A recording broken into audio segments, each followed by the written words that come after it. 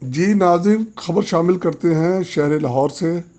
لاہور کے علاقہ main road Dholan وال بازار میں بارشی پانی کی وجہ سے لوگوں کو آنا جانا عذاب بن چکا ہے۔ دوسری طرف ناجائز تجاوزات والوں نے آنے جانے والوں کی مشکلات میں اور پریشانی کا اضافہ کیا ہے۔ واسطہ حکام سے لوگ مطالبہ کر رہے ہیں کہ یہاں پہ ہر بارش کے دوران کئی گھنٹے پانی روڈ پر موجود رہتا ہے اور لوگوں کو بہت تکلیف کا سامنا کرنا پڑتا ہے۔ لوگ مطالبہ کر رہے ہیں کہ یہاں بازار میں ناجائز تجاوزات کی بھرمار نے لوگوں کے عذاب میں اور اضافہ کیا ہے۔